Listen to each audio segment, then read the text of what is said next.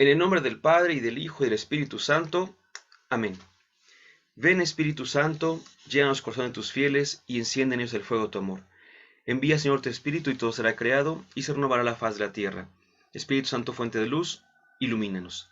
En nombre del Padre, y del Hijo, y del Espíritu Santo. Amén. Pues nuevamente sean bienvenidos. Empezamos un curso que se llama Introducción al Nuevo Testamento. Probablemente podamos decir, bueno, pero ¿qué es lo que vamos a ver aquí? ¿De qué se trata esto? El día de hoy vamos a presentar en primer lugar una triple forma o un triple acercamiento para hablar del Nuevo Testamento, en primer lugar. Y en segundo lugar, bueno, evidentemente después de una introducción haremos este triple acercamiento y después hablaremos de lo que es la vida, el corazón de toda la escritura, sí, pero en particular del Nuevo Testamento también y muy concretamente de los evangelios.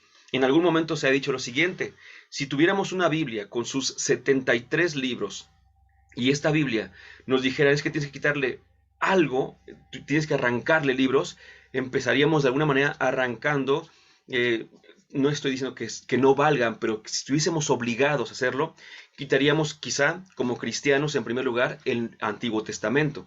Nos quedaríamos con el Nuevo Testamento. De hecho, hay ediciones justamente únicamente del Nuevo Testamento, a veces con los Salmos y con los Proverbios, ¿no? Pero el Nuevo Testamento para nosotros es lo más importante. Pero de este Nuevo Testamento también hay escritos particulares que son los evangelios. De esos evangelios tenemos pues los 4 hermosos evangelios que son el de Mateo, Marcos, Lucas y Juan. Bueno, pero si de ese evangelio tuviéramos que decir ¿y de dónde brota todo esto? Vamos a darnos cuenta que llegamos a una persona, a Jesucristo. Y curiosamente, todo el Antiguo Testamento también estuvo como llevándonos justo al encuentro de Jesús, preparando este encuentro con Jesucristo.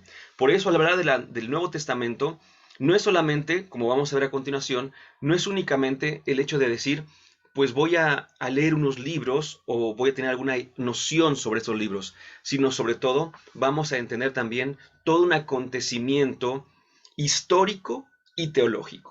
Histórico porque realmente pasó, porque sabemos y podemos ubicar en el tiempo y en el espacio el acontecimiento que llamamos Jesucristo, Jesús de Nazaret.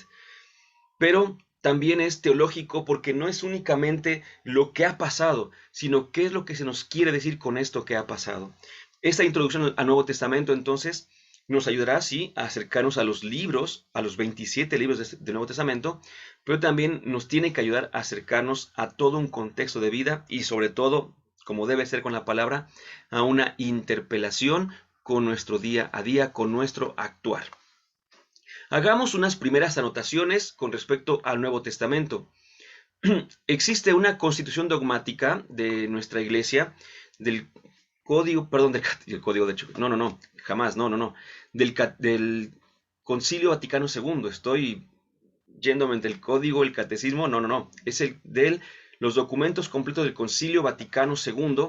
Existe una constitución dogmática llamada Dei Verbum, muy pequeña, muy accesible de leer, y obviamente la proponemos para lectura posterior. Bien, ¿y qué dice esta constitución dogmática Dei Verbum o sobre la divina revelación en su número 17?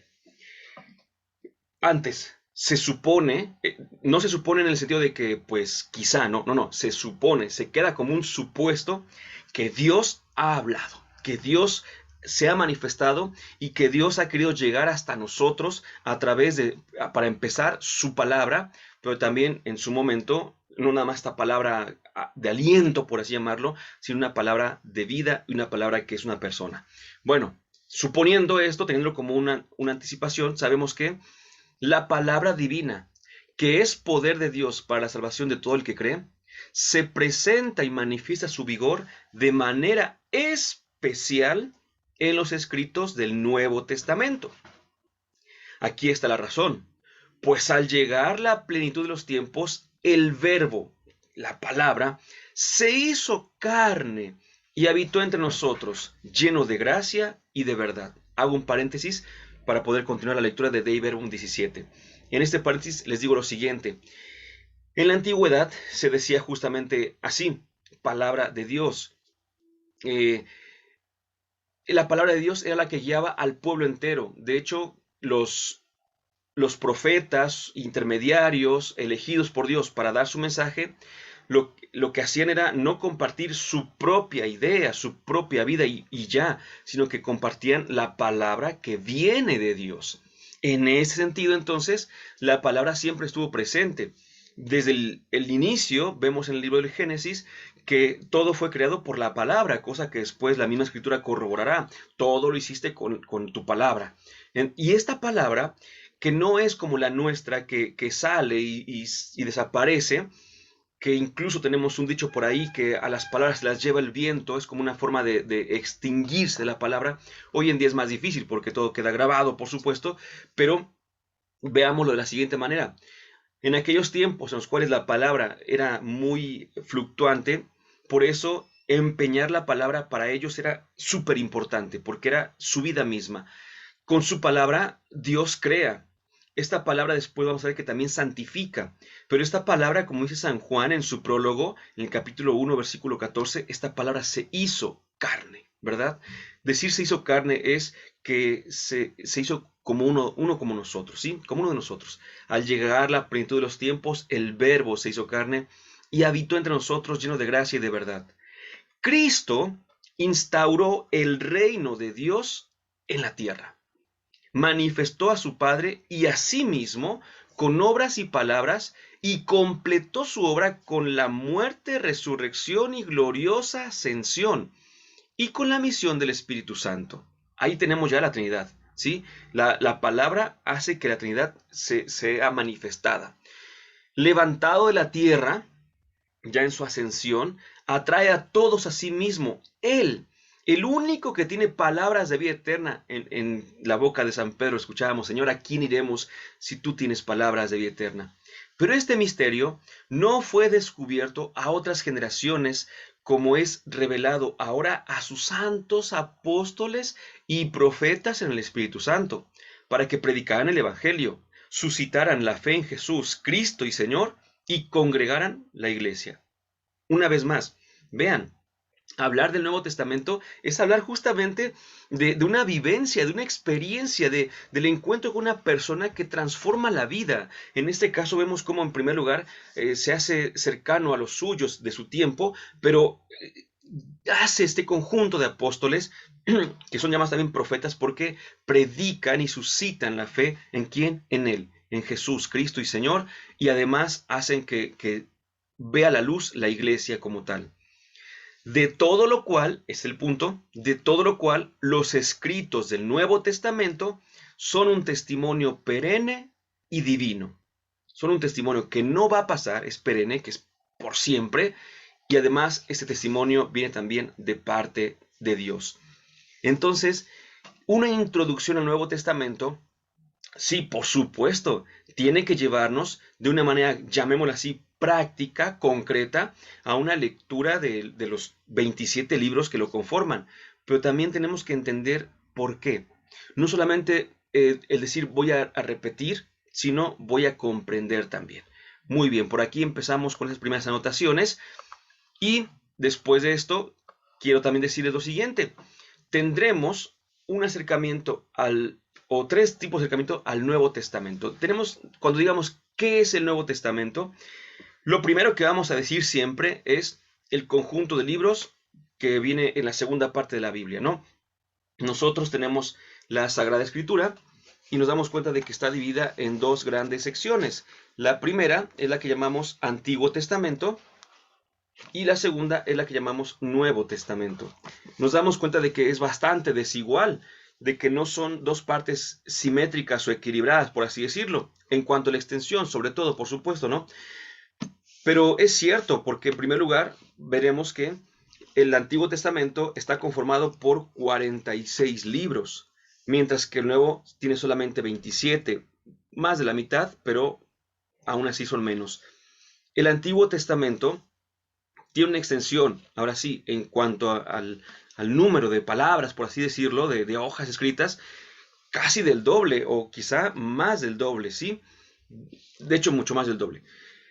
Después de esto, nos damos cuenta de que el Antiguo Testamento fue escrito durante casi 10 siglos, desde el siglo X a.C.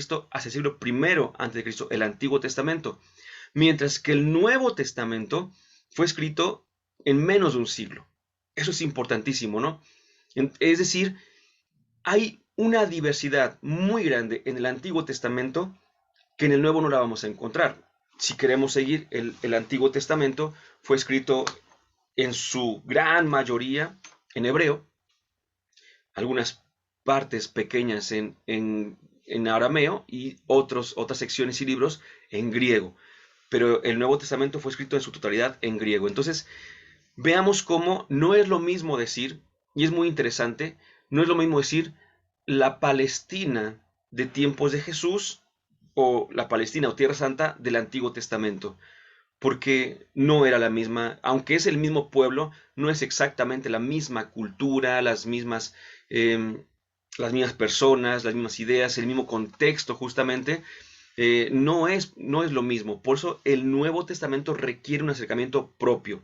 De allí que podamos decir qué entendemos por Nuevo Testamento y hacer tres acercamientos. Primero, literario, segundo, histórico y por último, teológico. Veamos. El acercamiento literario es el más conocido. Lo primero que entendemos por Nuevo Testamento es ese conjunto de 27 escritos que aparecen en la Sagrada Escritura, a saber, 4 evangelios, ya lo dijimos, Mateo, Marcos, Lucas y Juan, un libro que llamamos Hechos de los Apóstoles y que sabemos también que está en consonancia con el tercer evangelio que aparece en la Sagrada Escritura, que es el Evangelio de Lucas. Se dice que es una obra unitaria, pero que en su momento y por practicidad se dividió en dos, pero ahí está junto a los evangelios siempre. Luego tenemos 13 cartas de Pablo, y esto pues tenemos que ir comentándolo, adelante lo vamos a comentar de hecho, ¿no? Porque después tenemos que hablar justamente de los autores de estos textos, y ahí vamos a ver que tenemos una tarea pendiente justamente al hablar de la autoría de todos estos textos, de todos, no nada más de estos que menciono, pero para empezar con ellos, porque de esas 13 cartas de Pablo, actualmente ya se propone justamente una autoría diversa y anónima, pero más adelante lo vamos a ver. Una carta a los hebreos, después 7 cartas católicas, que son Pedro, Santiago, Judas, Juan. Y Apocalipsis, un Apocalipsis. Eso es interesante porque dice un Apocalipsis, es que es un género literario el Apocalipsis, y hay otros Apocalipsis en el Antiguo Testamento, por ejemplo, y dentro del Nuevo Testamento hay relatos apocalípticos, además de un libro completo, que así lo llamamos Apocalipsis, que es el texto que cierra justamente el Nuevo Testamento y la Sagrada Escritura en su totalidad. Es necesario entonces establecer un acercamiento literario a estos libros para comprender el mensaje en ellos contenido, así como sus autores, destinatarios y demás puntos de apoyo. ¿Qué significa esto? Que si yo quiero hacer una introducción al Nuevo Testamento, me es obligatorio poder entender en su contexto vital cada uno de estos textos.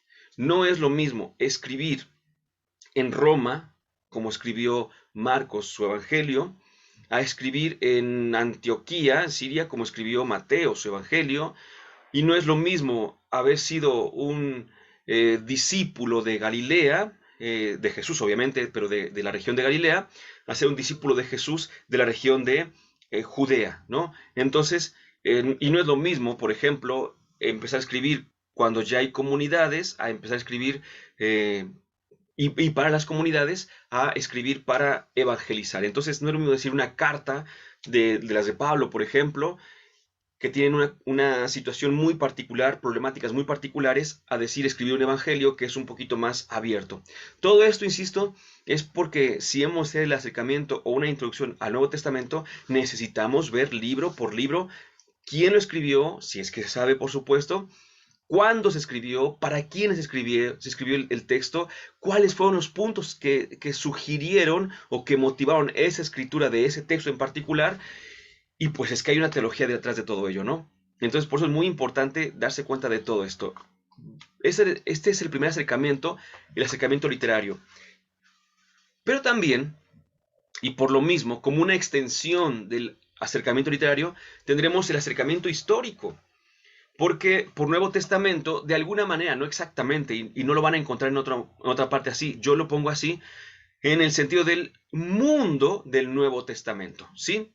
Cuando leemos no propiamente tal cual del Nuevo Testamento, sino del mundo del Nuevo Testamento, entonces ahí entenderemos el ambiente histórico donde fueron engendrados los textos en sí mismos. Por ejemplo, hay un autor, hay un biblista, Raymond Brown, que tiene, bueno, tiene muchísimos libros sobre Biblia, gran biblista, muy, muy profundo. Y lo primero que hace cuando habla del Nuevo Testamento en un texto que tiene de introducción al Nuevo Testamento es contarnos cómo fueron cómo estaba el ambiente en aquel entonces. Es decir, empieza hablando del Imperio Romano, de la influencia greco-romana, y empieza a hablar de toda la situación en esos momentos. ¿Por qué? Porque si no, no entendemos no nada más algunas afirmaciones de la Sagrada Escritura, sino que no necesariamente entendemos qué está diciendo el texto completo, cómo es que surgió ese texto. Por eso, insisto, el acercamiento histórico es una extensión del literario. Y entonces, por Nuevo Testamento, también vamos a entender el ambiente histórico donde fueron engendrados los textos en sí mismos, empezando por el Imperio Romano, siguiendo por las costumbres de los judíos del primer siglo, así como por su entorno, por supuesto. Todo ello influyó en la génesis literaria neotestamentaria. Por eso no podemos únicamente ver el texto y ya, sino también es necesario ver su contexto, le llamo a veces sociocultural, es decir, su contexto histórico. Eso también es importantísimo. Y en tercer lugar tenemos el acercamiento teológico. Quizá este es el más profundo. La palabra testamento implica un pacto con Dios, una relación cercana del creador con su criatura, pues ha traducido la palabra hebrea berit, que significa pacto. Pues si hay un Nuevo Testamento, de entrada lo sabemos y después podríamos deducirlo. Si hay un Nuevo Testamento es porque hay un Antiguo Testamento, ¿verdad? Pero nuevo, como en otras ocasiones hemos podido aclarar, nuevo quizá no es la mejor traducción. No es que esté mal, no, para nada, para nada, para nada.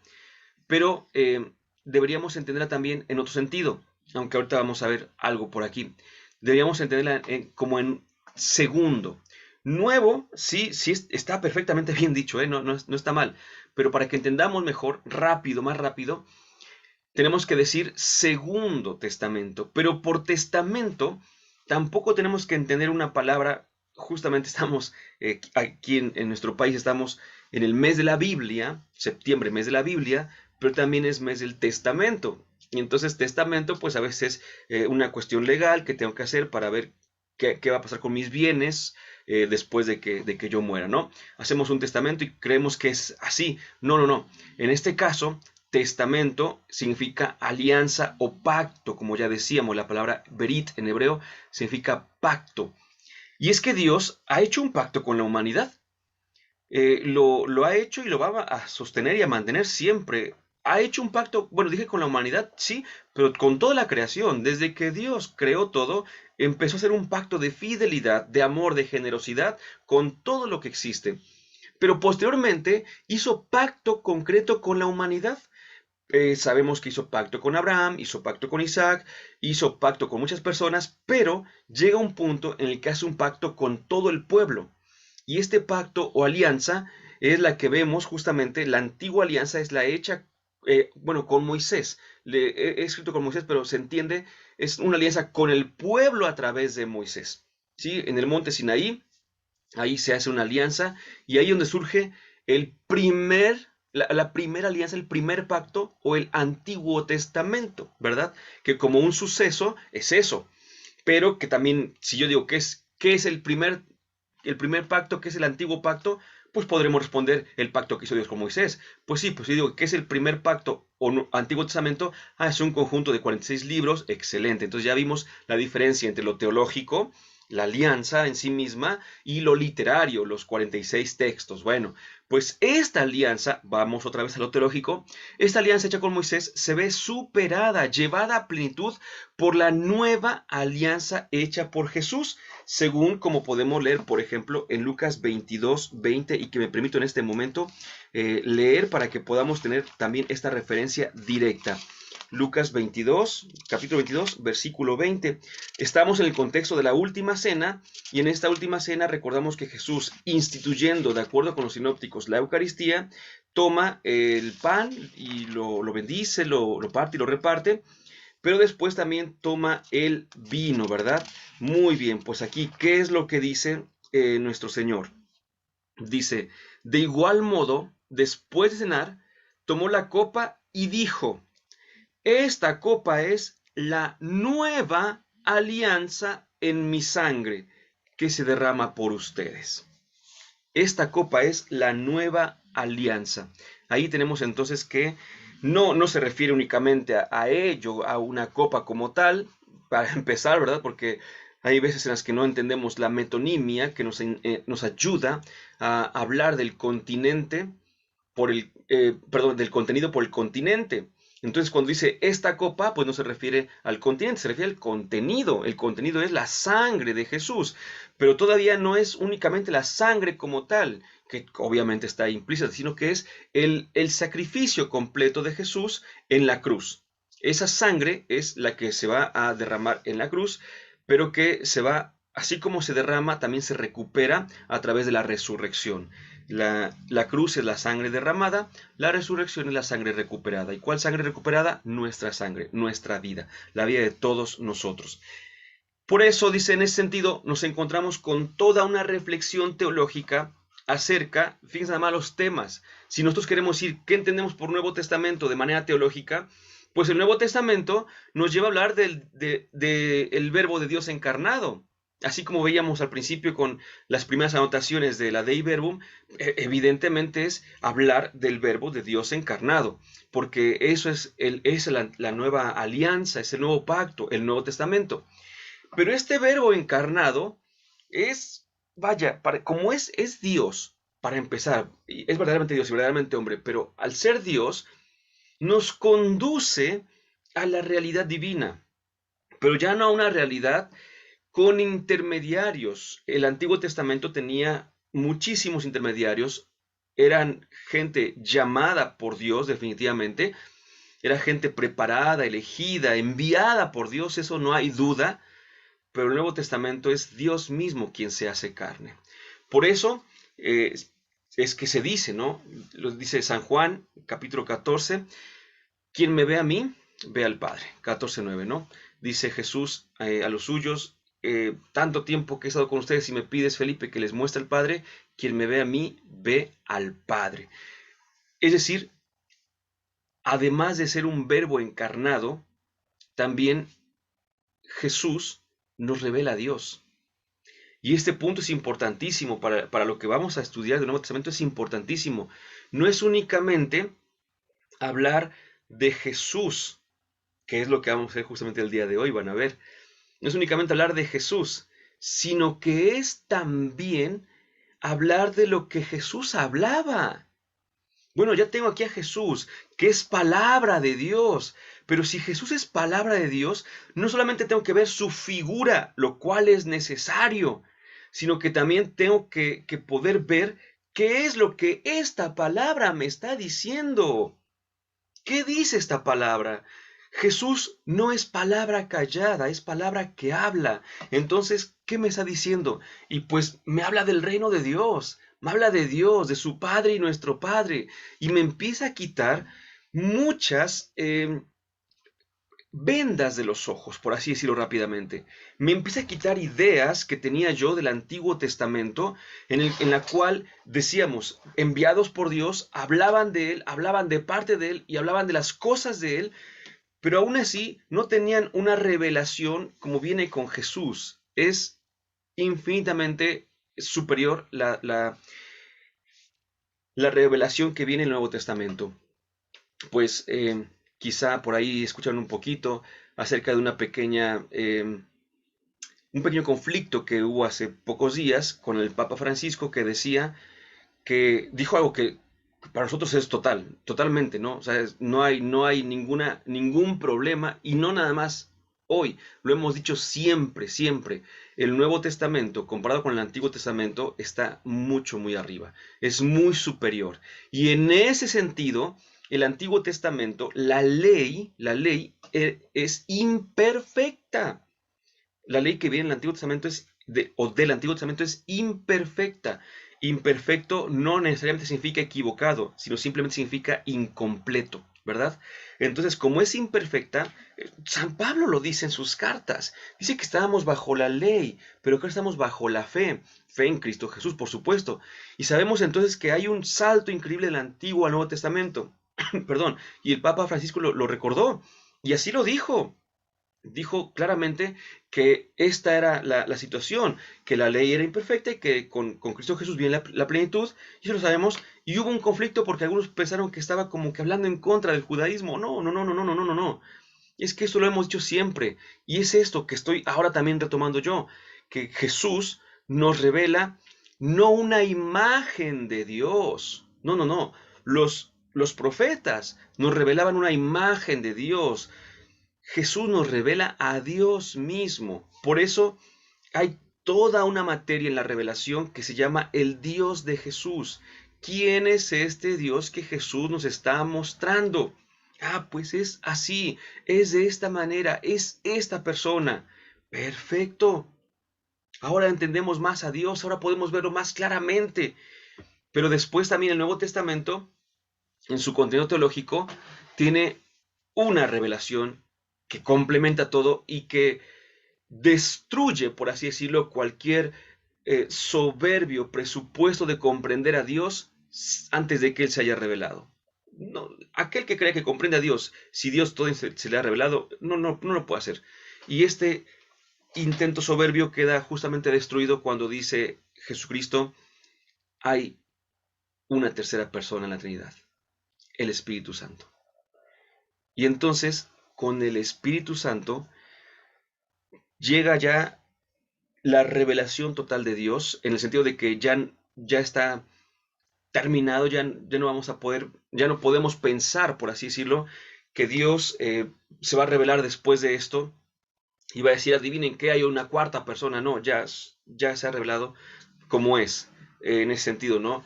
Un solo Dios, tres distintas personas. Y este Dios, este único Dios, que en el Antiguo Testamento solamente se veía, sí, como uno, lo sigue siendo, pero como una sola persona, hoy entendemos que no, que son tres. Pues esto lo comprendemos si nos acercamos al Nuevo Testamento. Por eso también decimos, hay que hacer un acercamiento al Nuevo Testamento desde la cuestión también teológica. No es sano, por así decirlo, quedarnos únicamente con un aspecto literario. Es necesario, es totalmente necesario. De hecho, al final haremos aquí unas cuantas actividades, y esas actividades serán justamente aprender los libros del Nuevo Testamento en su orden, con su nombre y demás, y hay que hacerlo, eso es definitivo también, es obligatorio hacerlo. Pero también tenemos que entender no solamente la letra, sino el espíritu, la razón, la esencia de la letra, y de allí pues que se haga necesario de alguna manera entender también la teología que subyace en el Nuevo Testamento. Vamos a ver esto, y en un segundo momento vamos a ver el capítulo que se llama El acontecimiento llamado Jesús, pero eso lo veremos en el siguiente bloque. Decimos juntos: Dulce Madre, no te alejes, tu vista de nosotros no apartes, ven con nosotros a todas partes y nunca solo nos dejes, ya que nos proteges tanto como verdadera Madre, haz que nos bendiga el Padre, el Hijo y el Espíritu Santo. Amén.